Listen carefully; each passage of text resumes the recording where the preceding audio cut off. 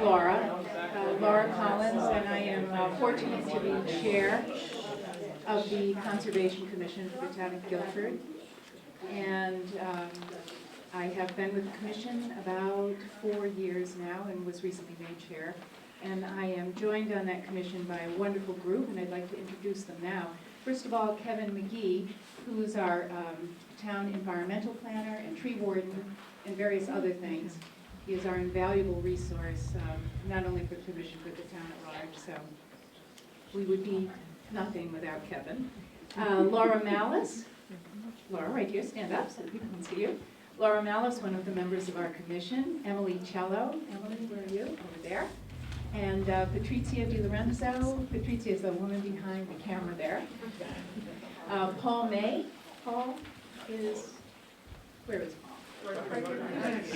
So, there's Paul May, who is another, I talk about natural resources. Paul May is one of the town's natural resources in the whole arena of so much work that's done on behalf of the town in so many capacities, trails, and through the commission. He's just a tremendous resource. Jamie Mastriani is not here today. She is traveling with her family, otherwise she would be here. But that's our commission, and we're always looking for new members, and I personally think it is the best, absolute #1 gold star commission that the town has. So it's just my humble opinion. So anyway, join us if you're looking to get involved.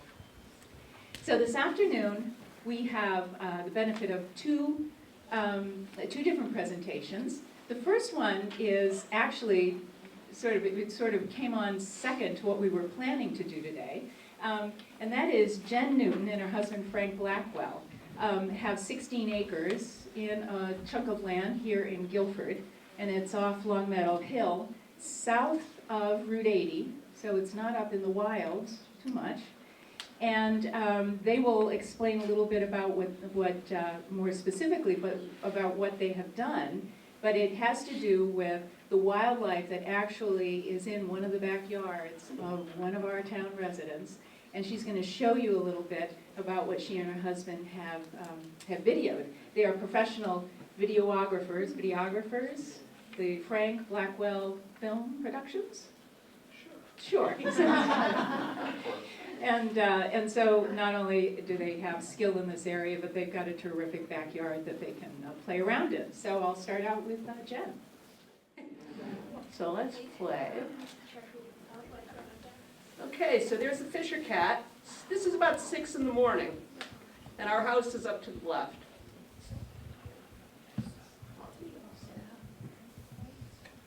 This was a baby great horned owl. Spent 6 months with us in 2014.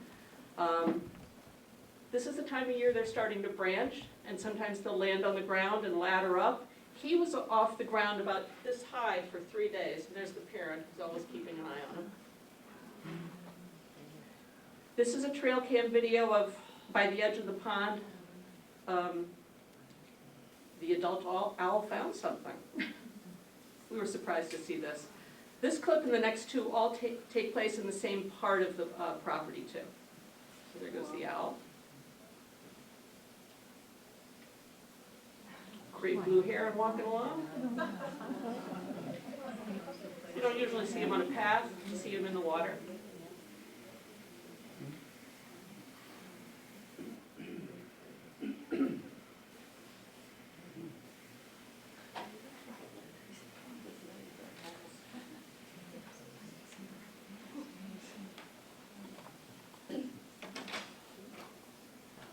Here's a white-tailed deer at its haunt.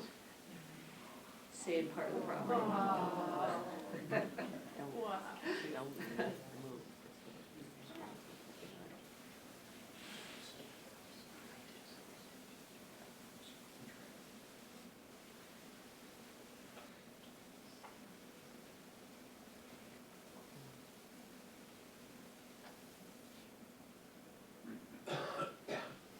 Here's one of the two males that we see. He's got a lot of velvet on his antlers.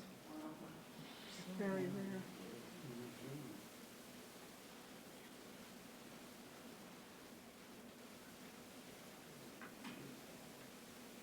And I think these next 4 clips are taken in the same part of the property. I keep moving the trail cam around. Here's the other male. I'm looking for those antlers because they've shed them now. I haven't found them yet. It's one of the females and a baby.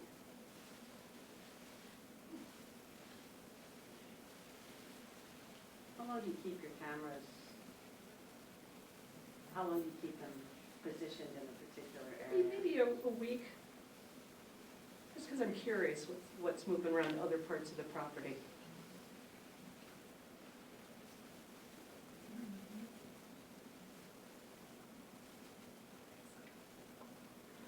I've had them lick the trail cam.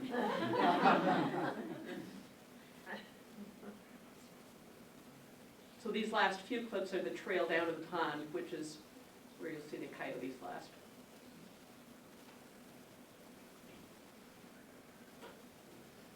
This was maybe a week ago. That's Route 77 back there. Opossum.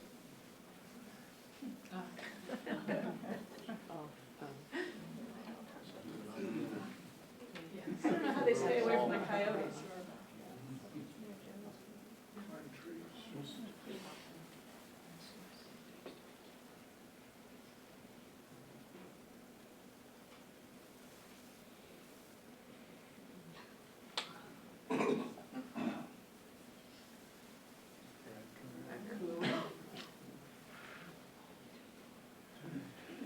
Anyone seen the police blotter last week, the raccoon in somebody's bathroom?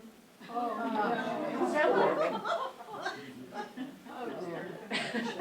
What happened? I don't know. The police got called. Took a quick shower and left. Jennifer, Yeah? we had one on our kitchen counter eating our fruit bowl. Just peeled the, There's the coyotes. oh my God. What's your light source? It's infrared. So the third one's my favorite. That's it. Yeah, so this is the trail cam, and there's an, how would you describe it, an infrared light? Is it an infrared sensor? Yeah, you can set it at a variable It's setting. triggered by motion, so if something goes by it, it'll click on. You can set it for photographs or video. The animals can't see the light. Yeah. So I'll just run through a really quick list of everything else that I've seen, haven't gotten on the trail cam. Woodchucks, red-tailed hawks, we have a couple that live there. Mallards, lots of bats, I don't know if they're brown bats or long-eared bats, but we have no mosquitoes. Lots of bats. Eastern red bat, barred owls, eastern box turtle, a common snapping turtle, and that's an Ed story. I was walking Ed on a leash down by the pond, and he started to pull. And there was an embankment there, and it goes down, and there's a pond over there. He pulls me over, and here's the snapping turtle trying to get up the embankment into our pond. It's this big. And he took one look at Ed and turned around and went the other way, and we never saw him again. Eastern painted turtles, muskrat, although the muskrat's now half a muskrat because a hawk got him last week. Cormorant, egret, kingfishers, osprey, Cooper hawk, wood turtles, and last but not least, a skunk. And that's my last Ed story. I do want to acknowledge, so how many people saw the little poster that we had with that cute little fox poking his head out from the rocks? That was, first of all, it was taken by Steve McGuire, my friend Steve McGuire, who's just an excellent nature photographer, among other things. And Steve, where did you see that? It was 2011 or 2012 this summer. There were 3 red fox families hanging out down there. By the marina? One literally on the marina, one on the rocks next to Jacobs Beach, and one out at the Gray House on the point. And there were 13 cubs at one point. 13 cubs. And that one guy posed for half an hour. I had a telephoto on. I was like 20 feet away. I got tired of taking pictures. It was a little one, right? A young. Yeah, it actually had a little bit of mange on it, so it was always scratching. Yeah. It's a common problem with foxes. Yeah. So what's their food source there at the marina? I used to say that they were high-class skunks because they hit the Stonehouse dumpster before the morning. No, but no, there's a lot of water rats and a lot of little creatures. I don't think animal control will probably know better, but I think they'll eat just about anything, get crabs, whatever. Yeah, they'll eat anything. They're opportunistic, yeah. Yeah. And they adapt very well to living with us. Yeah, So great. that's why we get a lot of calls about them. A lot of water rats down in the marsh there and stuff. I've seen those actually. Yeah. And so before we get started with this next portion of the program, I believe we have circulated just a sign-up sheet. And this is just, give us your email addresses. I promise we won't hound you. We'll just let you know of upcoming programs that I would consider hounding, like we're not asking for money or anything.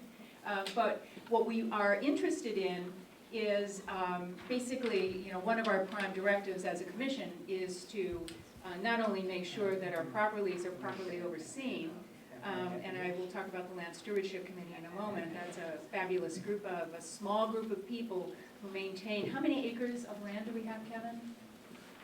Well, about over 2,000 acres, I think. 2,000 acres, and so there are hiking trails and there are all kinds of things that if you have any of these properties near you, you may be interested in just being part of the team to help maintain the trails. And we find a lot of our volunteer trail maintenance people simply become engaged in this because there's a trail near their house. They walk their dogs there regularly, and they just, they become part of the team of people who can help to maintain it because they are just magnificent properties, all of them. So the Conservation Commission has an adjunct committee, which is our Land Stewardship Committee. And this is a group of, Stephen, Kevin, how many people overall, or maybe 12, 15? There's 9 that's on the direct committee, and then there's additional volunteers. Still looking for volunteers to help with the weekend trail work they do. Yeah. They pretty much do the third Saturday in the morning for maintaining the trails, walking the trails, trimming back the trails and stuff. So anybody interested, feel free to contact us. If you like, Other dates. you like to take down trees and limbs and stuff like that, and if you have saws and whatever, we would be happy for you to join us. So, Chris, are you trying? You could sing you a little song.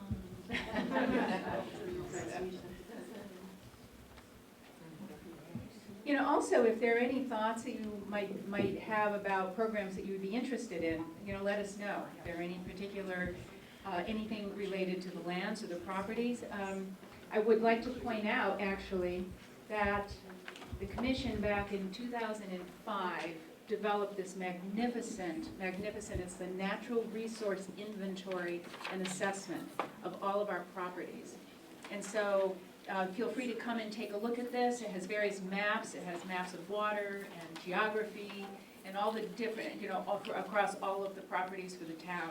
So it's a wonderful initiative that the people who are on our committee before I joined them put together. So it's just a terrific resource. And in addition, we have a book with a lot of the details in it. So the large book has a lot of maps, and this has a lot of details about the research that was done at the time about the land and the properties that are part of Guilford. So feel free to come and take a look at that. And I have a funny story. a funny story? Oh, great. 1 second. Yes? What are the skills that you're looking for people who have joined the commission, and what are the tasks that we might be involved in? Good question. As a matter of fact, at our last meeting, we went around and we were sort of sharing the skills that each of us thought we might bring to the table. And I would say, other than Kevin, one thing that we all have in common is that we know very little about conservation. What we are people who are interested in learning and figuring it out. And in fact, just at the beginning of March, we went to a program so that we could learn from the Land Conservation Conference, which is mostly land trusts across the state, so that we could learn. But what we were looking for are people basically who have an interest in getting involved in the town. I mean, I came to the town in 2008 and realized my kids didn't grow up in the town. I don't know the town. Kevin, you went to Guilford High School, so you know the town. You've lived here your whole life. So we're looking for people who simply have an interest, and you can see what you can bring to the table. So my friend Laura Malice here she's a wonderful marketing person, a communication expert. She and I had worked together years ago at Bear. So she brings her communication skills to the table. Patrizia is, what do you do, Patrizia? I'm an engineer. She's an engineer. I bring attention to detail. Exactly. She's our expert. She reads all the minutes and makes sure we get everything right. Emily Cello's with the VNA, and she's interested in just natural, like butterflies and just all things natural. Jamie Mastriani, who is not here, actually is with the Nature Conservancy. So we are thrilled that we have, I misspoke, we have one person who kind of knows about the process.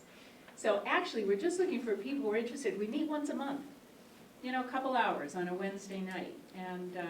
And our primary goal is education, to educate ourselves first, and then to bring educational programs to the community, to get volunteers, to get people engaged in this magnificent natural resource, just a wonderful town that we've got that we can preserve as long as possible. So I'm thinking we're ready. Yes? Oh, thank you. Okay, I'd like to introduce Chris Ban. Chris is with the Department of DEEP, Department of Energy and Environmental protection. yeah, the energy is the thing that threw me off. Remember, energy used to not be in there. Department of Environmental Protection and, oh, by the way, energy. He is a wildlife biologist. He's been with the DEEP for about 27 years.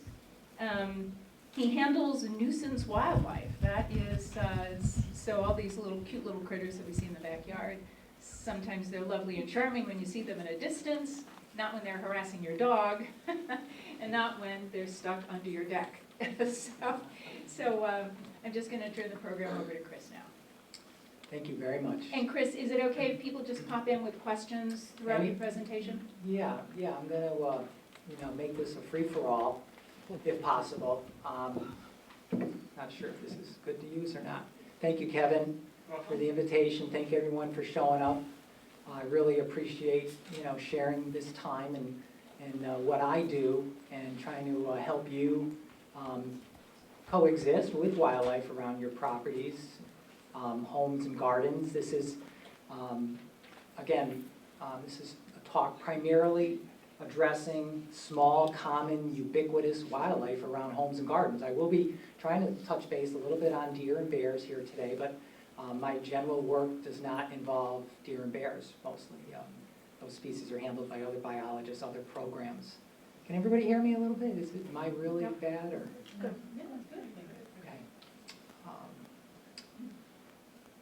I guess what I have a really hard time, I haven't done this talk in a while, but I just want to start off by saying, we're all here. We all certainly have a great interest and appreciation for wildlife. We certainly, you can see everybody in this room has a drive to be part of the outdoor world and experience wildlife at its best. Whether you're photographers, hikers, hunters, it's all good. It's all good, in my opinion, and we all are obviously in here to learn and respect wildlife and do the right things.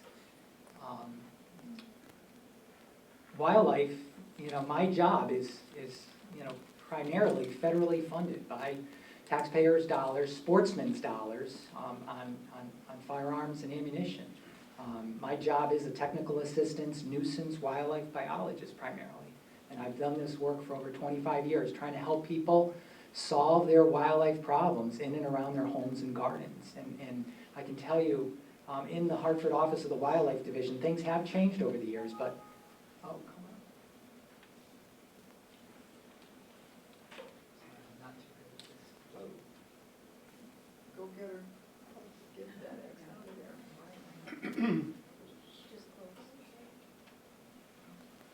I was going to say that wildlife complaints are the biggest demand by the public. And whether that makes a lot of sense, whether it means a lot, I'm just saying that if we got 100 phone calls in this month, 80 of them are gonna be about, well, there's a snake in my garage, there's a squirrel in my soffit, there's a raccoon in my chimney, you know, there's moles in my yard, there's mice in my basement. So when people call the Wildlife Division main line, that's their number one question. And so it is demanding, and it is sometimes very difficult to give, you know, the perfect answer at the perfect time. But again, hopefully we'll get a lot of that here today. Some of the species we're all pretty familiar with that we'll try to highlight on today, of course, striped skunks, raccoons, red foxes, coyotes, eastern coyotes, our white-tailed deer, gray squirrels, woodchucks, a little bit on bear, not very much on bear. I know Kevin was trying to get me to expand, and I'm going to disappoint him today here. Not a lot to say about bears, but I'm going to start off talking about some of the most common species that you find in and around your homes, and raccoons are certainly well known for their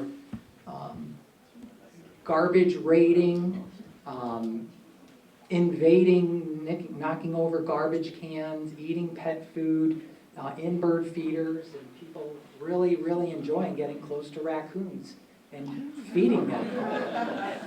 They are, you know, a beautiful animal, and many people love seeing them close up and attract them into their yards, photographs and things like that. Certainly, in many, many ways, raccoons are probably one of the most adaptable and diverse species we have in the Northeast here. Raccoon rabies had a significant effect on the raccoon population in 1991. Through the early part of the 90s, raccoons were the #1 animal that people complained about. And I actually recorded every phone call for years on the pieces of paper, and raccoons were close to 40%. Raccoon rabies hit, raccoons were like over 50%. Everybody was worried. And the raccoon population has declined, and people may or may not have sensed that over the years, but right now, and based on my opinion, and again, you know, having a real intimate knowledge of what's going on in the woods and fields around you, there are natural forces at play. There are diseases out at play, and things do change. Sometimes it's hard to detect because we're in such an urban, suburban environment, and we're not necessarily as connected to these wildlife population dynamics as perhaps we could be. But raccoons are I guess I just want to say that they're a medium to small size mammal. They can be up to 25 to 30 pounds. The males are polygamous. They breed with females in January, February, and the females raise their young independently. And this is the birthing season now, after approximately, I believe it's about a 45-day gestation. I may be wrong on that, but they usually give birth to four cubs. So we are seeing baby raccoons now. They are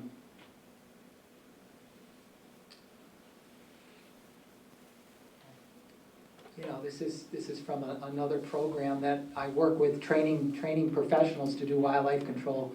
You know, they are obviously very adapted at feeding on man-made foods such as bird seed, garbage. This is gray squirrels. I'm sorry, this is not correct. Let's skip that slide. Okay, I'm sorry. I put this together. I'm doing raccoons and gray squirrels at the same time. So the other species we can talk about here is gray squirrels, another very abundant, common species you find in and around urban, suburban areas. Like raccoons, they are, very adapted. Their breeding seasons are somewhat similar. Squirrels breed a little earlier, shorter gestation. We're seeing baby squirrels now already saw them in March. And throughout April, they have a diverse, lengthy breeding season. The females, the species, to the best of my knowledge, is promiscuous. Males and females will breed, randomly, and the females will raise her young by herself, in a den tree or some other type of nest. Their litter size is approximately 4 to 5, and again, we're seeing baby squirrels breeding right now. Do they have, Sure, ask questions, sure. yeah, do they, I've got a bunch, but it seems to remain the same critical mass year after year. I would say there's maybe 10. And then they have the young, and it seems like it's a larger group for a little while, but then it seems to go back to the same size. Does that make sense? It does, and I wanted to talk a little bit about, population dynamics. And I'm I'm not a professor, I haven't given a class on wildlife biology 101 or population dynamics. I was trying to create a slide here. I just want to pop this forward. Good as time as any. I guess I do want to say this, and it's going to be difficult for me, but as for an example, let's say a town park, or perhaps downtown Guilford. As you know, all wildlife require 3 essential things: food, water, and cover. Shelter, cover, call it whatever. That cover could be den sites, brush piles for rabbits, security, escape cover. But all wildlife need 3 things. And obviously they need those things in an assemblage, in a position where it makes sense for them so they can survive. That's going to create the carrying capacity for that area. Whether it's a 10-acre block of woods in Lori's property, or it's downtown Guilford, the squirrel population is going to be determined by those essential habitat underlying forces. Obviously, all these species that we're talking about, all species need their individual space too. There's tolerance density. Species can only survive so close. There's only so many squirrels you can pack into a 10 square acre block of woods because they'll fight aggressively. So there is that biological point that's called the biological carrying capacity of the habitat. Whether it's in urban, downtown Guilford, in a park or surrounding residential areas, or in the block of hardwoods or mixed habitat. The point is and every year, those populations of squirrels or raccoons are going to, remain relatively stable at the upper levels of that population density where that habitat can support that many animals. As they reproduce, there's going to be excess animals. You call it excess because a lot of young animals are going to die that year. There's a mortality factor. Could be well over 50% of the young squirrels and young raccoons are going to die that year. You can call that the surplus that's produced every year. What's going to happen to those surplus? They're going to get run over in the road. They're going to die from starvation. They're going to die from diseases. One of the controlling factors out there that a lot of people don't recognize, they don't want to maybe accept, is predators. Predators have a suppressing effect, so the carrying capacity may be lower in an area where there's a lot of predators. A lot of great horned owls, a fish or cat comes into a pocket of forest, the squirrel population is going down a little bit, you better believe it. That fisher is going to do some killing, and the squirrel population is going to probably be controlled to a point. And I guess, where am I going with this?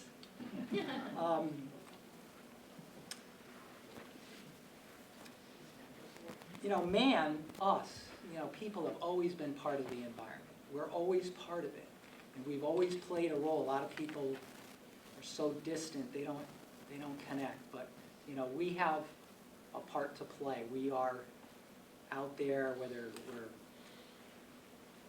in our yards, again, we're interacting, we're having an effect on wildlife, and yes, you know, we're sometimes removing wild animals from our properties because of conflicts. So man has a role. Hunters have a role to play, controlling deer herds, deer populations,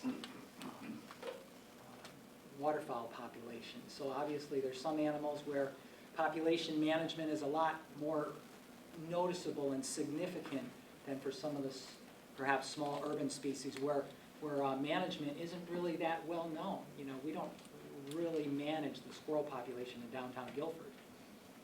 It's not really managed. The only management that's happening is those natural forces. When the food crop crashes like it did about 6 years ago with the squirrels, 5, 6 years ago, you know, no acorns for a couple of years. And then severe back-to-back winters. Squirrel population crashed in many areas. And in some areas, it's taken 3 or 4 years for the squirrel population to come back. So these forces are all at play. And where this really went is that, you know, wildlife populations are certainly subject to fluctuations, but they're always going to be, you know, at that carrying capacity level, and in many cases relatively stable. There's other examples of explosive populations like the 10-year rabbit cycle or the 4-year vole cycle, where populations explode for, you know, biological reasons that are hard to explain and then crash. But species, even raccoons are said to have a cycle, and at times you might not notice it, where their populations explode. But those populations will come back, and as you know, all those decimating factors, predation is one of the biggest, of course, and that tolerance density. There's only so many, it's like a bucket of water. There's only so much water you can put in a bucket. There's only so many raccoons in the biological sense that can exist in a 10-acre parcel of woods or in downtown Guilford.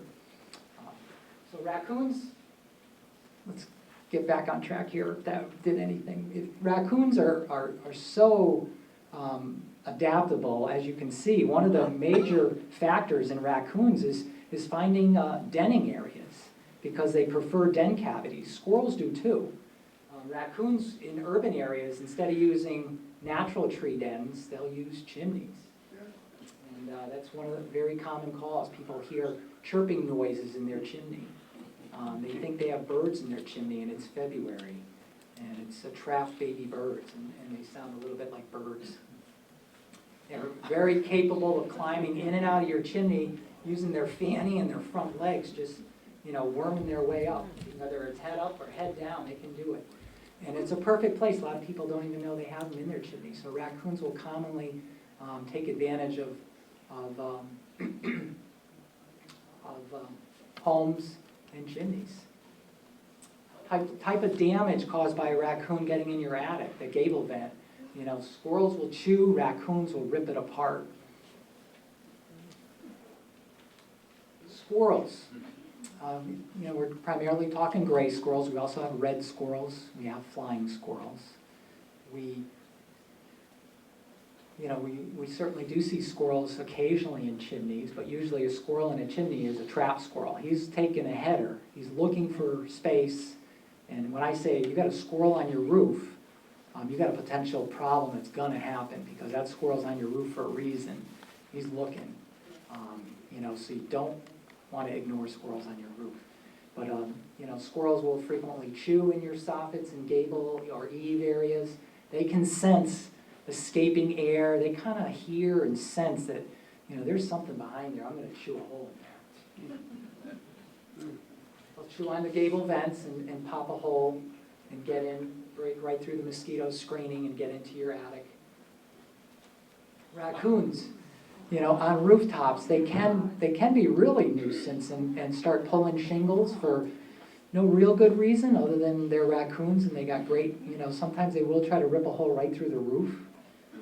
But typically they're going down chimneys, or again, they're getting in attics.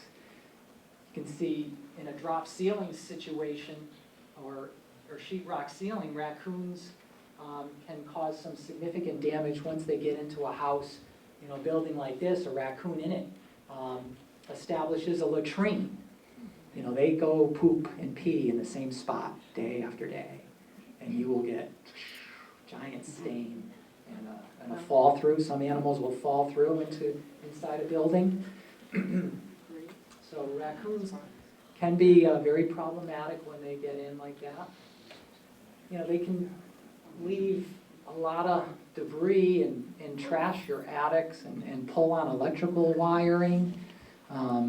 Raccoon feces is dog-like, blunt-ended, looks like, you know, bent cigars, small cigars. It's poop. It can carry a disease, raccoon roundworm. Raccoon roundworm, you know, is a potentially deadly, or not deadly, but a very potentially hazardous parasite that pets, as well as in rare cases, children can contaminate themselves by ingesting fecal material. If it's in a sandbox, it's around your pool. Raccoons love to climb and get up around pools and poop on patios and drink the water. And raccoons will leave fecal material on the pool covers, on the patio stones, and it can be a real nuisance. People say, this raccoon is pooping every day in the same spot right on my back steps. And I don't want my dogs to get in it. Dogs will be dogs. So, you know, there are some hazards from raccoon fecal material. Raccoons getting stuck in dumpsters. I know this isn't inside a house, but that's another common problem. They go into dumpsters, obviously. They can get in them. A lot of raccoons can't get out. They're not really great jumpers. So if the door is up about this high and raccoon's down there about 3 feet, he probably can't get out. He's trapped. You know, I got in here and ate my fill, and now I can't get out. Help. Climbing up and down the trim and the electrical service entrance, black sooty footprints. Raccoons in your chimney get soot on their paws, and they leave those tracks up and down the house. They bend the gutters, reaching over, climbing up, you know, using the downspout. They're so strong, you know, they can climb almost everything. Squirrels can climb up and down your brick chimneys. Squirrels can, of course, a lot of these animals are getting access to your roof from an overhanging branch, and not necessarily climbing right up the house. What's going on here? So we already talked a little bit about damages. What kind of problems squirrels can cause in and around your house. Pitter-patter sounds. A lot of people, I'm hearing something at 5 o'clock in the morning. I hear running in my attic, and it's probably squirrels. Hoppy. Squirrels leave behind fecal material. It looks to me like it's kind of like a little bit of a rounded tic-tac, raisin size, like, you're boiling up a little bit of raisins. They're a little plump. They're dark. They're scattered. They're not in latrines. Squirrels, will poop here and there on top of fence posts. You may find some poop, but, you don't get a lot of poop damage from squirrels. Flying squirrels do leave latrines. Smaller, it's hard to describe flying squirrel fecal material because I haven't really seen a lot of it personally, but they will leave latrines. I think we do have some pictures.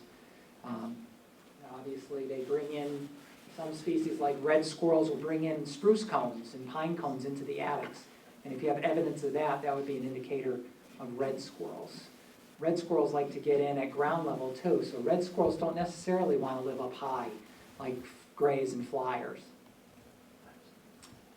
Anybody know what's going on here? It's a basement. Yeah, someone's trying to get out. A gray squirrel.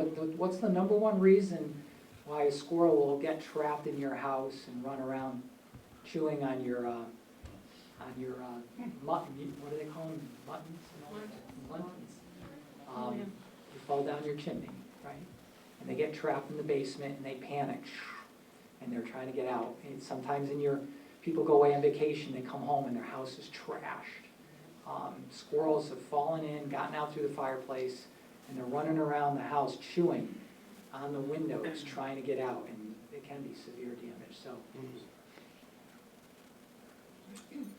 Again, the munions are chewed up really good in this basement. Squirrel, trying to get out the basement door, it's ripping up at the,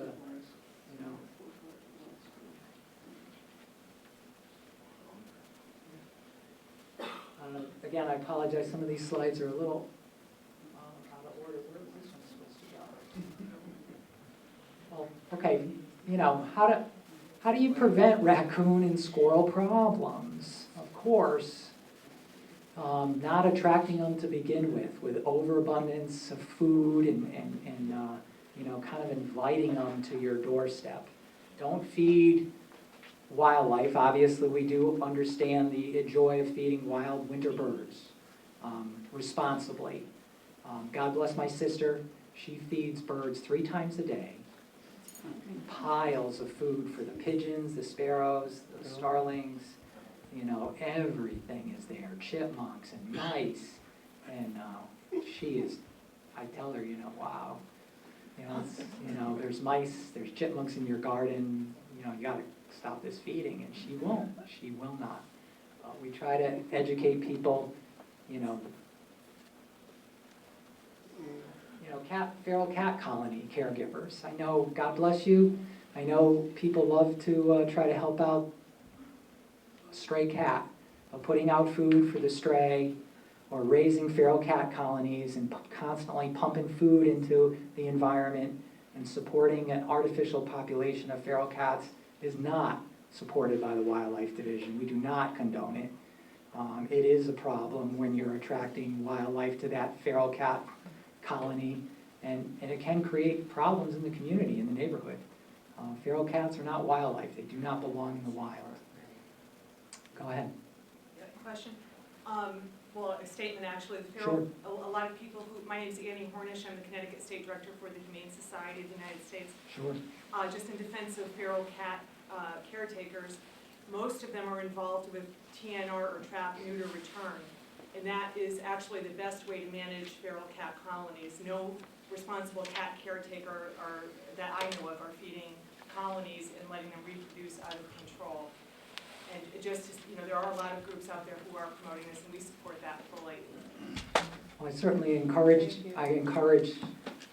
anybody who's feeding a cat outside to make sure you're not leaving food out, and I respect the positive things that are being done to manage cats. I do wish that the animal control officers throughout Connecticut and that towns that have, the interest in protecting some of the wildlife from, let's call it cat predation. I know endangered species, cats on beaches, killing protected species would be a great concern, and removing cats from really refuges, areas that are key wildlife areas, I think is responsible and is appropriate. So cats do not belong in many places. If you want to support them in your own yard, I guess that's your decision, but feral cats can have an impact, a negative impact, and anyway, direct feeding, some people again like to feed raccoons and squirrels. We certainly discourage it. In many cases, you will get a neighbor who says, well, I've got 10 squirrels here, and or I've got an abundance of raccoons and my neighbor's feeding them, and she won't stop, or they won't stop. And I've got damages in my yard, and it becomes, the Hatfield and McCoys. Please stop feeding all this wildlife and attracting them to my yard. They're causing me problems. They're eating my garden. They're pooping on my back deck. They're scaring my children. The raccoons or skunks or something. Too close. Securing your garbage.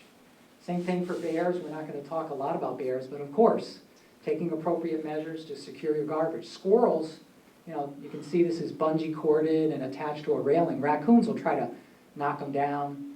Obviously, a bear, he'd rip that thing right off of the railing. He could care less. But a squirrel will chew a hole right through the side of your plastic barrel in some cases. So, squirrels can be extra problematic when they really learn how to get into garbage cans. But at least locking the lids, buying cans that are animal-proof, or at least mostly animal-proof, is certainly recommended. Again, overzealous feeding. Again, the population of squirrels at the beginning of the season or during the summer or after reproduction is going to be significant. All those squirrels are not going to be alive come the next spring. Mortality is going to play a big role where there's extreme overabundance, and feeding can create that kind of a concentration of wildlife. Chris, is that a black squirrel in the Yeah. center there? Yeah, we do have quite a few locations where black phase gray squirrels show up, and they are beautiful. It is kind of a recessive gene, I guess. Okay, so it's actually a gray squirrel. Black phase gray squirrel. I see. Yep. We got a few white ones. Yep. Yeah, white one. A few of them. Yep. I know they're prolific in certain parts of the country. I think they're more common in parts of Canada. Maybe some of our mid-Atlantic states have more black gray squirrels. Again, protecting your bird feeders. I know this is kind of a bird guard to try to keep the bigger birds out of the finch feeder. And over there you have a predator guard trying to protect the bird feeders from perhaps squirrels. It's not positioned properly to protect it from a raccoon. It certainly wouldn't do much to protect it from a bear. A bear would probably break that pole right down. So, predator guards and other types of guards are recommended. Suspending your feeders for bears 8 feet off the ground in areas where bears cannot climb the tree and get at them, reach out. So if you're really serious about feeding in bear country, you want to follow some good common sense. Bears will wake up in January and February, and they know where your bird feeder is if they've been to it before. So getting it 8 feet off the ground is recommended. It's recommended that you bring your feeders in, of course, at the end of March. Put them out in November. Even then might be too early.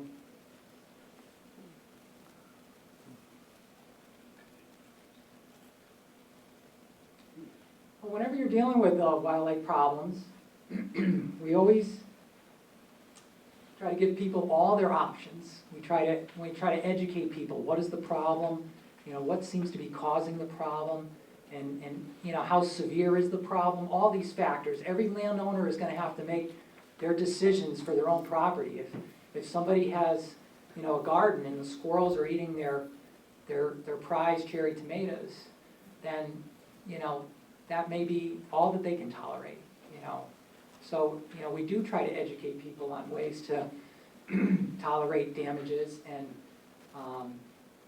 try to find the best solution for that problem.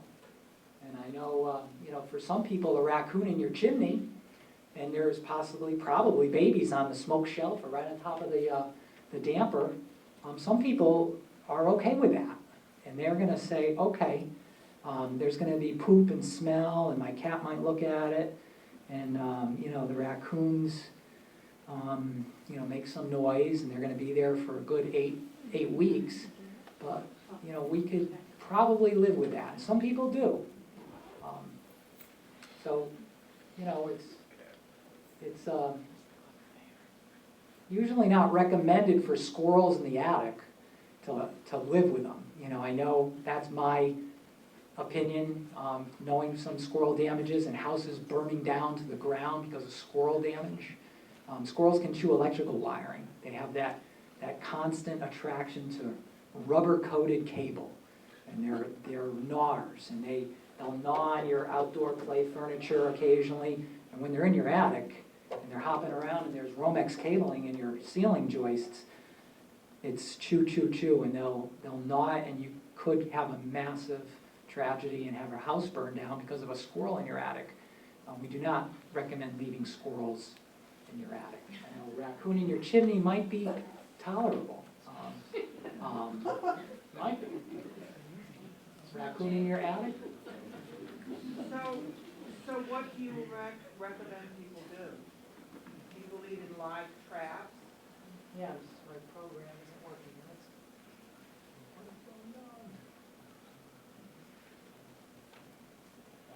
Well, first of all, a lot of people, this time of year, we're gonna find possible breeding activity. I say breeding season, right now it's squirrel babies, raccoon baby season. So we always explain to people, good chance there's babies, and if you can, you may be able to, evict them and make them leave. If you can't tolerate them, evict them. And one of the things you can do, if you have a raccoon in your attic, is literally just go up in the attic. Raccoons can be very afraid of being discovered, and very, an experienced mama raccoon can be very alarmed by knowing that she's been discovered. And just by going over there up to the attic one time, flashing the lights, turning the lights on, she may be gone within 24 hours. In other cases, you can start, harassment over the next few days. Harassing raccoons out of attics can be as simple as putting a radio up there. I've never done it, but I do recommend it. People have done it. In the past, people always used to say, oh, put ammonia up there, put ammonia up there, put mothballs up there, put mothballs. My opinion, ammonia doesn't work worth beans, but people do say use odors, vinegar, maybe, they use pine sol on a rag, maybe. There is a product called Raccoon eviction fluid. Well, that's radios and bright lights. You can put a flashing light up there. So how about using rehabbers? Not for nuisance animals, right? Rehabbers are really for the public. They're not there to really take a healthy family of raccoons out of someone's attic and take them into custody. A rehabber's there for an injured animal, an animal that's truly orphaned. But getting raccoons out of an attic, the goal is you're going to get them out as a family group, and harassing them and frightening them out, and then closing off the opening, capping your chimney can be done. Again, most mama raccoons and even squirrels will take their cubs or pups out if you harass them and you're persistent enough. Some people don't want anything to do with it, and they may call in a professional immediately. We'll talk about nucos maybe at the end. Raccoon eviction fluid. Glandular lure from a boar male raccoon. Female raccoons supposedly can smell it. They can tell it's a male, like male bears or males of some species. They'll kill their own young, or they'll kill the young of another breeding pair. So, that can work. Saturate a tennis ball, put it down the chimney. It can work. So, it's available. Raccoon eviction fluid.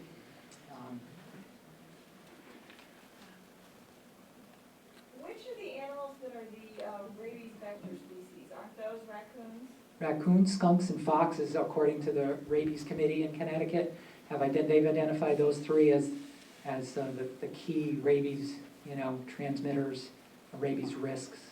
So I'll say a little bit about that. Is there really any mammals? Any mammals for rabies? Yeah. Well, raccoon rabies really is kind of species specific. The disease kind of evolved in southern raccoon populations down in Florida and Georgia. Unfortunately, those raccoons got transported to the Virginias for raccoon hunting. Believe it or not, there was a trade. They actually bought them, stocked them, chased them with their coon hounds, and those populations of raccoons that got imported took off, and rabies ran up the northeast seaboard and devastated the raccoon populations here in the northeast. So raccoon rabies was a tragedy, and it never, hopefully, you could say it may have never been able to make it up here. It's here now, it's endemic. Raccoon rabies does continue to show show itself, and animals are dying. Yes? How is it tragedy though if raccoons are such a nuisance? I'm sorry? How is it a tragedy though if raccoons are such a nuisance? Anything less that kind of help control the population, that's what over time maybe they can have a comeback. But wouldn't you have to kill them thing? the rabies, the rabies epidemic really suppressed the raccoon population, and raccoons are continuing to die of rabies right now. Some animals do become somewhat immune to it somehow. They build up an immunity, so some raccoons populations may be doing okay, but I think, not sure if I'm thinking correctly here, but raccoons still are very adaptable. They still are a problem getting in people's homes. They still can cause damages and threats. They can cause agricultural damages. So, we still have to deal with nuisance raccoons. There's still, even though there's not as many, there still can be problematic. So, go ahead, sir. Do coyotes, what's the relationship between coyotes and raccoons? Good question. I have never heard anybody say, I saw a raccoon or a coyote feeding on a raccoon. I would say, of course they do. So yes, I would say raccoons are somewhat vulnerable. Raccoons are tree climbers, so they have an escape mechanism, and I'm sure they learn to avoid coyotes. So I don't think raccoons are, at the top of the list on the coyote diet, but I'm sure raccoons do get eaten. And we've only had about a half a dozen coyotes over 25 years with rabies. Coyotes just don't seem to get it from the raccoon population. It's amazing. Thank God that they don't. But bears can get rabies. Coyotes, bobcats. We've had a few rabid bobcats. And yes, they are getting exposed to skunks and raccoons that are carrying the raccoon rabies. It's pretty. Foxes are much more susceptible. So cage trapping problem raccoons. Again, it is an option. Trapping raccoons that are causing significant problems, damages to the house that cannot be evicted or gotten out of an attic. Trapping is effective. It can be done to target those problem animals. A properly placed cage trap is certainly very effective. Then what? Yeah, that's my one. Then what? Right. Just placement of the trap, of course. You got raccoons under a deck or under a crawl space. I know this could be raccoon trapping, opossum trapping, could even be skunk trapping, but it's kind of a positive set right at the opening. So you're putting the trap right where you're going to catch that animal. Raccoon trapping is often done right on the rooftop. Or indoors, if you have a raccoon that somehow invaded, some basement area and is in sub-ceiling and you got to get it out before you can seal it up. There's positive ways, wiring, meshing off a trap so that the animal can only go one location. Where do the animals go then? Well, the number one recommendation, and this is open for strong consideration for every situation is a little different, but you can release a family of raccoons after you trap mama. You can hand remove the babies from the attic, pull the babies out from inside your chimney, and you can release them back on your property. It's the best biological answer for those animals. They're in their home range. Mama will run off. You let her go out of that trap, and you got her babies in a box. You put the babies, right next to the downspout she's been climbing for the last 2 weeks. She's coming back within a few hours. You want to do that at night. You want the babies to be secure. That's called a chimney trap. That's a way to catch a raccoon in a chimney. Not necessarily needed, but it can be done. It's a special trap. Hand removing raccoon cubs. You have to take safety precautions. You got to know what you're doing. Respirators. Not that you're going to inhale raccoon roundworm, but technically you could. Usually the only way you're going to get raccoon roundworm again is ingesting it. Putting the cubs in a box at the release site is recommended. Mamas usually come back for those cubs. Obviously, you want to cap the chimney immediately and then, of course, release them. Mama could go right back in the house if you don't cap and screen off that area. So you're doing this all simultaneously. Problem with relocation on site. Again, here's that great example I tried to say with population dynamics. Wild animals are usually going to be at this near the peak of their population. Their populations are going to be at relatively capacity. So you're releasing those raccoons on site where do they go? They very well could go to your neighbor's house, to the neighbor's chimney. They could go, 5 houses down the street. A raccoon that's been in a house, frequently will return to houses to den again and again. They learn, where they can go and where they can find shelter. So it's in some very, difficult situations.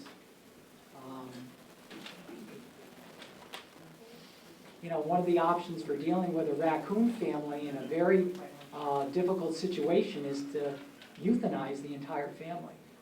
And I know a lot of people would never consider that.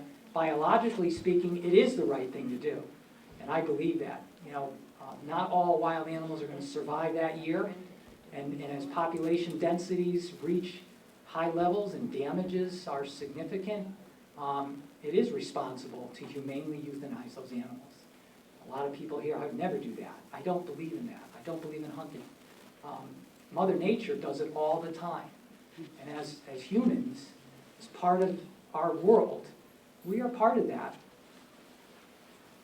dynamic. And it's not to be taken lightly, but managing certain populations lethally is sometimes the responsible thing to do. For the past 30 years, Connecticut has gone through a period where things have changed a bit, but the Wildlife Division has advocated certain animals can be relocated. If you really looked at the laws and with a fine-tooth comb, the laws really prohibit it. However, the public does it all the time. Squirrels, woodchucks. When rabies hit the state, the rabies committee and the state, put out, strong, public announcements and restrictions on nuisance wildlife professionals that the relocation of raccoons and skunks is prohibited. So that was a very significant change from the last 15 or 20 years prior to that. That happened in '91. Rabies hit the state. And raccoons and skunks, foxes cannot be relocated. We don't relocate beavers. We don't relocate coyotes. We don't relocate bobcats. We don't relocate fishers. And there's a lot of, again, biology to that, and we can talk about relocation some more at the end. But as I told you at the beginning, I'm trying to explain, I'm not doing a good job. Wildlife populations and relocating animals is not a biologically responsible activity. It is really biologically a mistake. You're dumping animals from one habitat to another and expecting, everything's fine. You know it isn't fine. Animals will die, they will not survive. We do tolerate people relocating squirrels and woodchucks, possums, but we do not relocate high-risk animals like coyotes, bobcats. We don't relocate fishers. We don't relocate species like beaver. Species that cause significant problems statewide. Where I work with, hundreds of special permits, requests for special permits by towns. So we do manage beaver very, intensely, and beaver populations have to be maintained at lower levels to minimize damages that they're causing statewide. So it is, responsible to manage populations to reduce damages. So we do not relocate a lot of species. And if you really look closely at the laws, the liberation, you're actually, the laws don't really say a lot about transport. It says you may not transport without a permit. We don't issue permits to transport a woodchuck. But the laws do prohibit liberation. And if you're trucking an animal around and you're dumping it out of your car, it's technically liberating an animal. And the law prohibits that. So you're walking a very fine line. Go ahead, Daniel. One-way doors for squirrels. They do make one-way doors for raccoons. This is one way to exclude an animal that's getting in an opening. It's attached over the hole. It's got an internal flapper mechanism where an animal can go out but can't get back in. You can make one-way doors out of many different styles, but this is a commercial device. It's used by professionals. And again, the decision to use a one-way door is an option. Animals sometimes will chew back in. Squirrels may try to get right back in that house after you trap them, or exclude them with a one-way door. So one-way doors can work, and it's an option. Another view? Excuse me, can I? Sure. Can you talk about the intersection of our pets and wildlife? Do you have any comments on that at all? Like cats and dogs and risks, Well, benefits? Well, I was not sure exactly how my talk directly overlaps with cats and dogs. We're talking, Danielle was talking about the rabies risks, of course. As a dog owner, raccoon rabies is still out there. That's probably one of the biggest concerns for dog owners, unvaccinated dogs that get into an encounter with a potentially rabid animal. If it's unvaccinated, then the state vet, and that animal tests positive, the state vet could order your dog or cat destroyed. It's a serious matter. Obviously, if you're a pet owner, you want to be responsible, making sure your pets are vaccinated, and you're obviously maintaining your pets in such a way that they're not going to have direct encounters, leashing and supervising your pets at all time. I'm not good at thinking on my feet, am I? But one of the biggest issues we're dealing with in Connecticut is, certainly a big issue for me is coyote attacks on dogs. And this is a time of year right now in the spring when coyotes are denning, that the level of aggression and den territorial protectiveness from coyotes just goes way up. And we've had several incidents in Manchester at a small or a medium-sized town walking park where dog walkers have been aggressively confronted. Their dogs have been attacked. Police have been on the site trying to shoot these animals. It's a very delicate situation. So anybody who's an active dog walker that likes to negotiate the woods should certainly be aware of the coyote risks. Coyotes will be attracted to your dog. They will at some times attack your dog. We've had, again, these several incidents where dogs have been off leash, and the persons that were involved were put in some danger because in some cases coyotes will come right in, or people will go out to save their dog, and they'll be almost hand to hand next to the coyote trying to kick them or get them away from their dog. So as a dog owner, you must keep your dog leashed and under control, especially in the woods. In your backyard, your invisible fences, are certainly not going to protect your dog from a coyote coming in from the wood line and knows that your little dog goes out every night at 10 o'clock to do his duty. That's the typical scenario, is the little dog is out at 10 o'clock at night to run the yard in the invisible fence, and we've been doing it for 10 years, and the coyote targets it and chases it and kills it, and you're not going to be able to do anything about it. So, leashing your dogs, being aware of what's coming in and out of your yard, knowing those risks, and, preventing those from happening to begin with. We recommend fencing. If you want your dog to run your yard, you really want to think about fencing.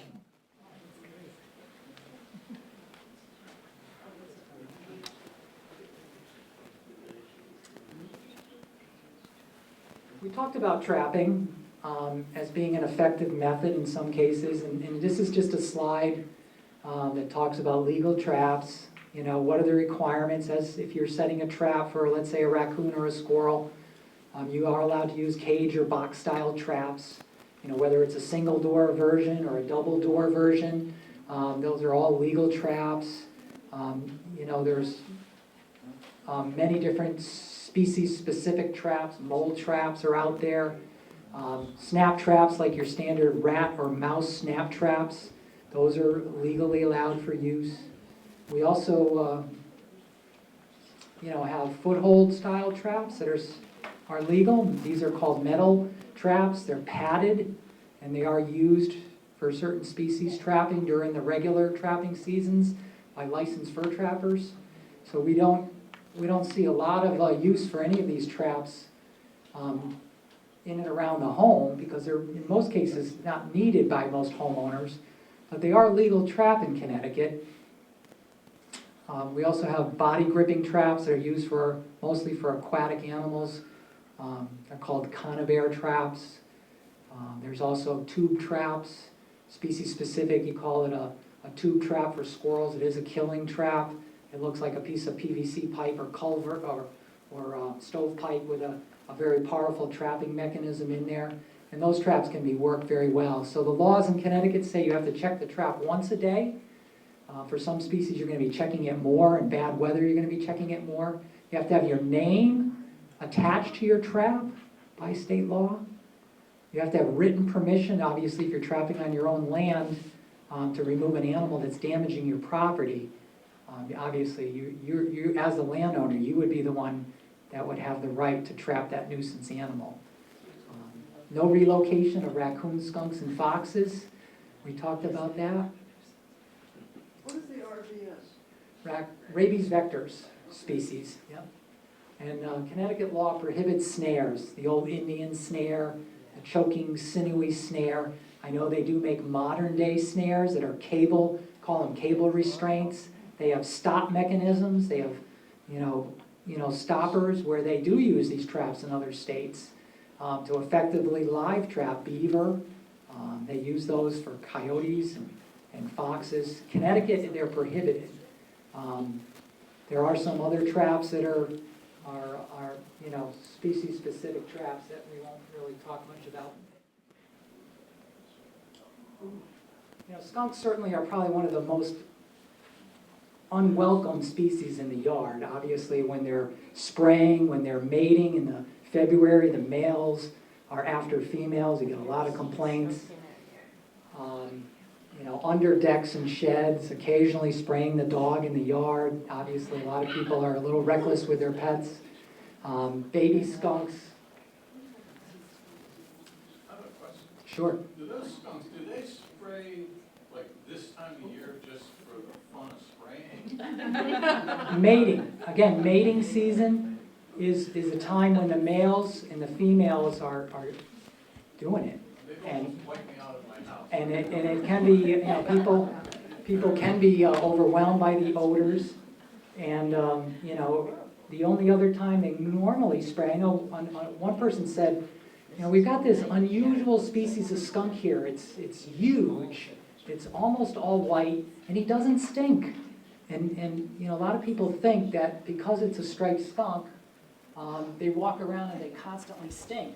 But, most skunks, they might have some residual odor. I'm not an expert, I'm not a rehabilitator that's taken in a lot of baby skunks. But in my opinion, most skunks don't just stink. They don't reek. They don't, unless they're spraying and they get themselves filthy, maybe they do. They're going to stink for a while. But most skunks that are not spraying, they don't stink. You're not going to, I can't smell that good, but the skunk walked by this room, he's not going to stink unless he sprays somebody. The damage to the lawns from skunks. Skunks in window wells. We got a woodchuck in there too, so other animals get trapped. So, skunks do get themselves into trouble. It's mostly spraying and digging up the lawns, but occasionally they get themselves trapped. So how would you get them out? Anybody done it? My husband did it. Yeah?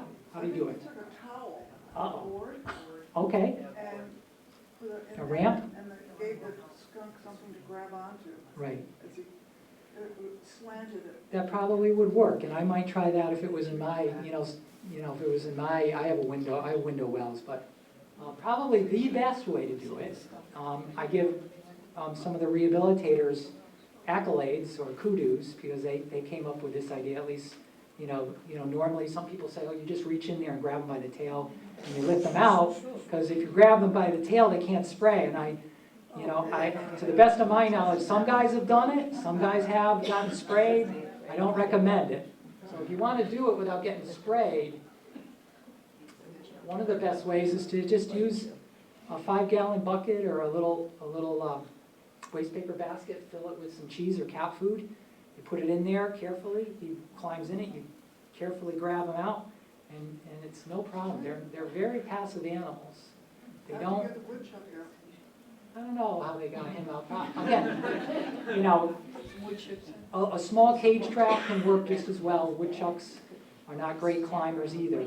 Well, actually, woodchucks are pretty good climbers, so, you know, just putting a log in there for a woodchuck, they got squirrel-like grabbing claws, but skunks are not good climbers.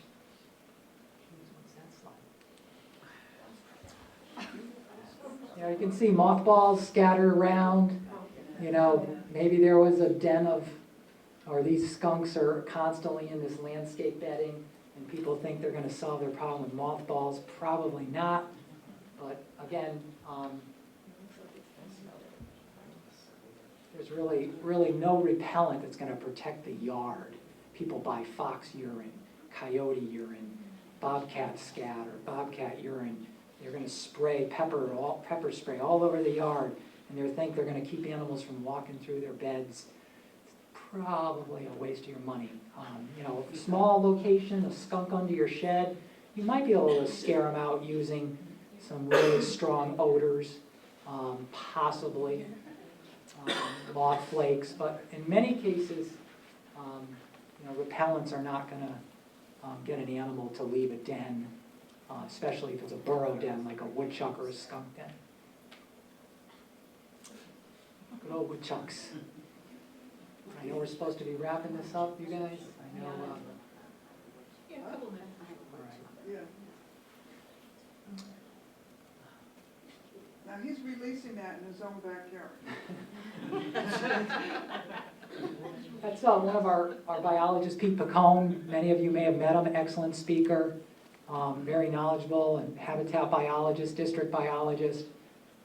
That's when he was working at the Ag Experiment Station. They were doing research on woodchucks, studying bobcat urine to protect orchard trees. So they were doing a variety of food habit studies and repellent studies. And that's in his younger days. We're about the same age now, but you know, he knows a lot about woodchucks, Pete, and he has a lot of experience. So yeah, you know, cage trapping woodchucks with apples can be one of the solutions for, you know, significant or targeted woodchuck removal.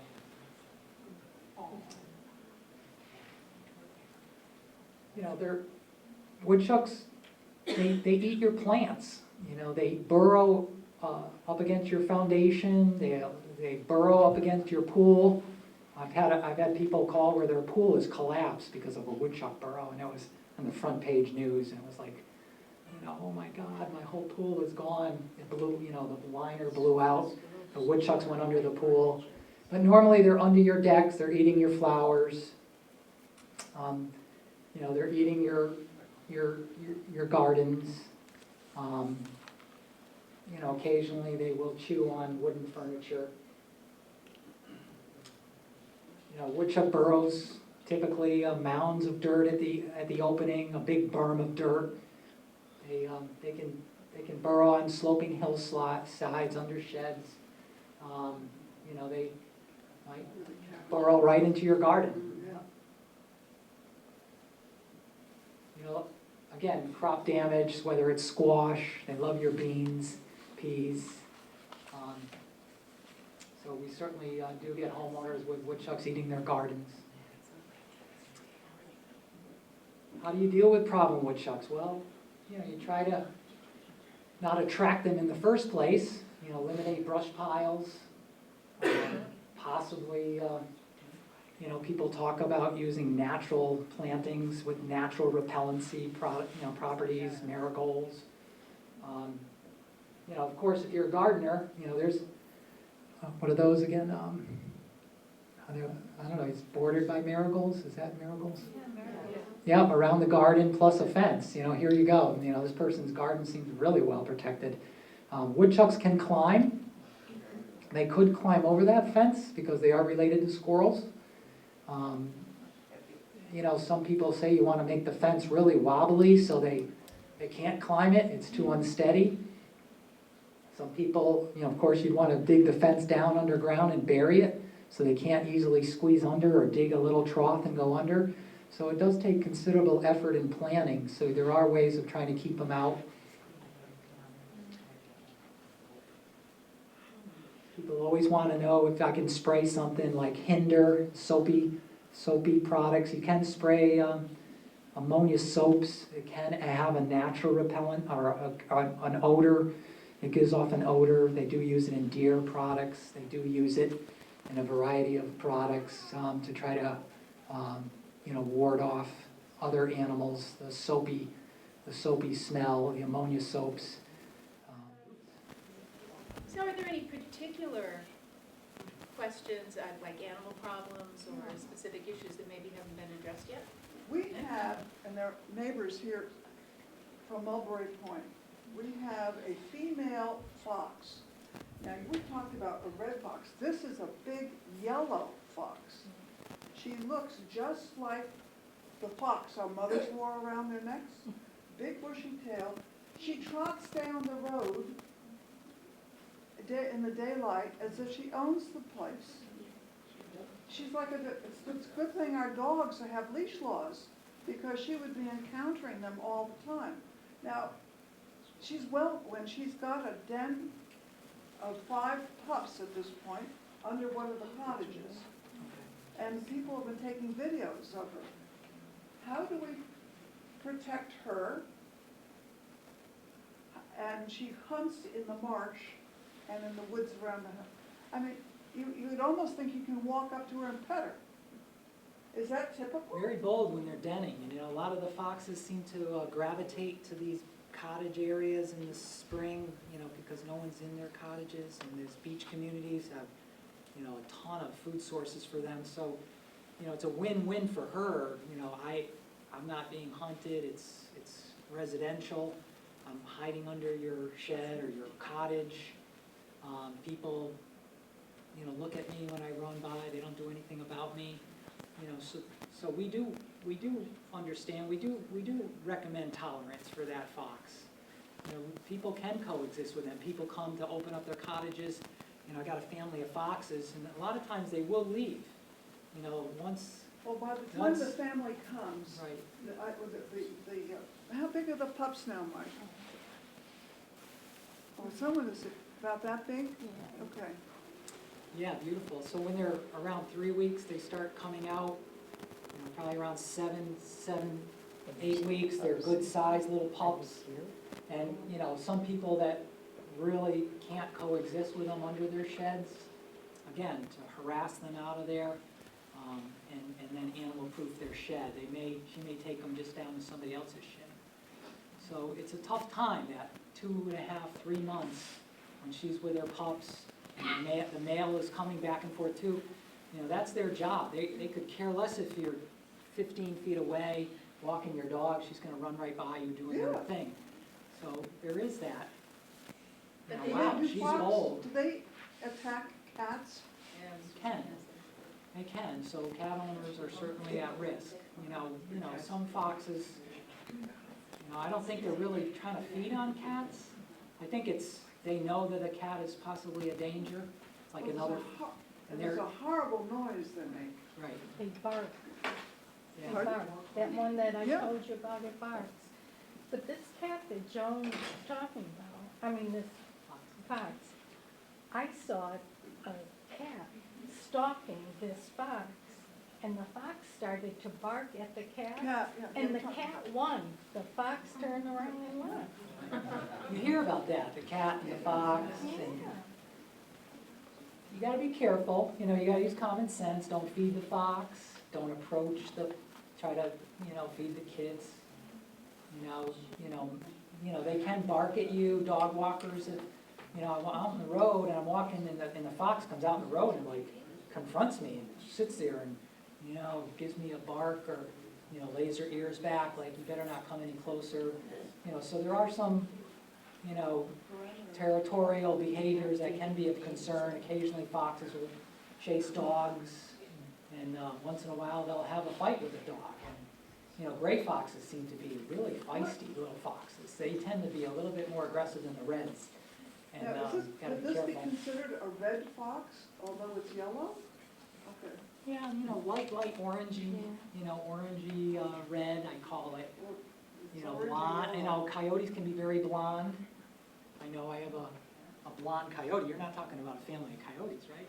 No. No, this is, it's got a beautiful pointed head with the black markings and a little bit of white. Yeah. And And a big fluffy tail. the big fluffy tail and the black on the, it's a Yep. gorgeous animal. Yep.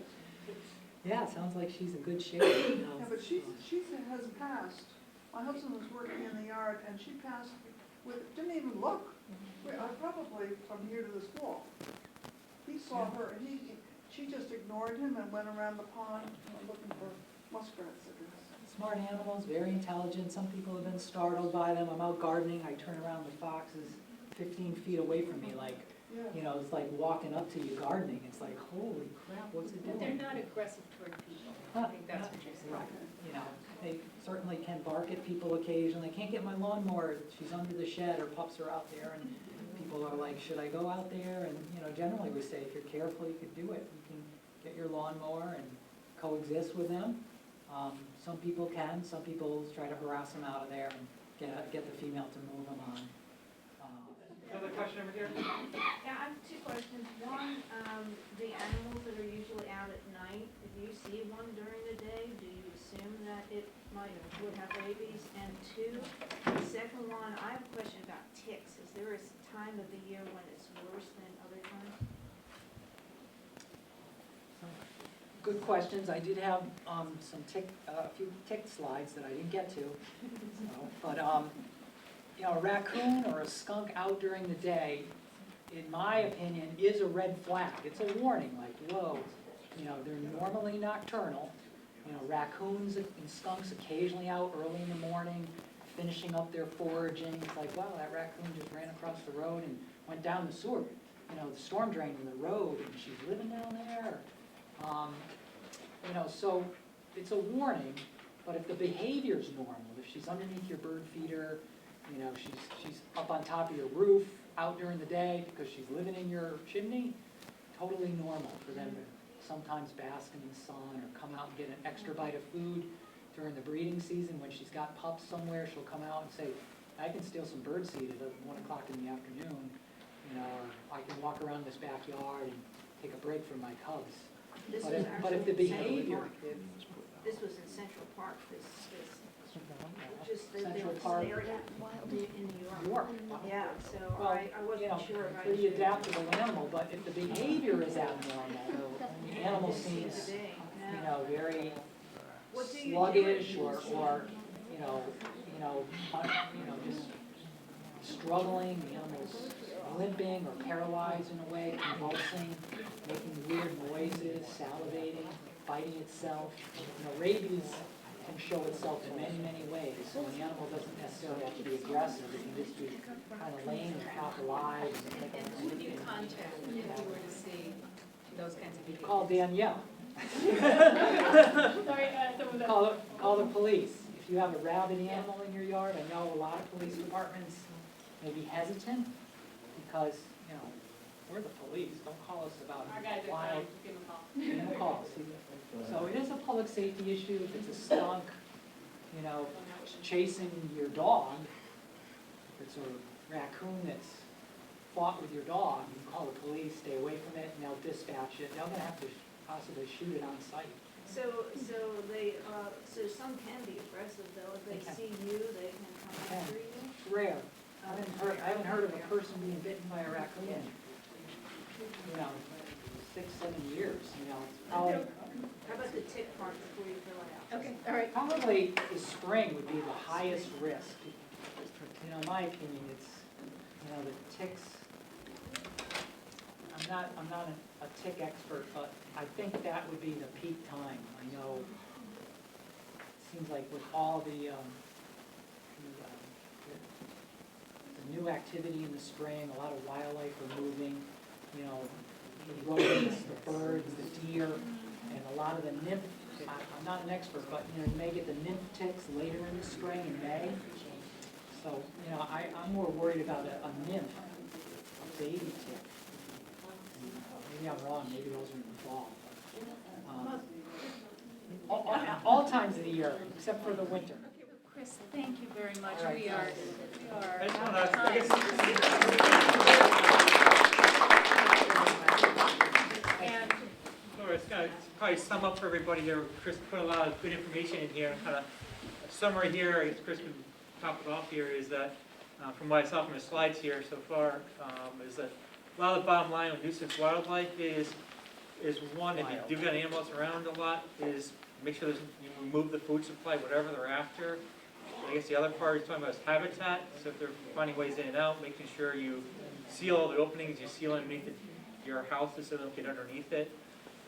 So those seems to be like the key points that Chris hit us with today in a pretty good long nutshell here, I guess. Anything else to sum it up, Chris, from those points there? Feel free to call me. I left out some handouts. There is a website, wildlifehelp.org. It's been put together by the Association of Fish and Wildlife Agencies, wildlifehelp.org. There are some other great websites out there. The Internet Center for Wildlife Damage Management, University of Nebraska, prevention and control of wildlife damage. Those are the sites I go to. Cornell University, Wildlife Damage Control Handbook. So there's some good sites out there, and feel free to call the Wildlife Division and ask for our help if we can try to help you out. Thank you very much. I'll be glad to come back and finish the other 30 slides. okay.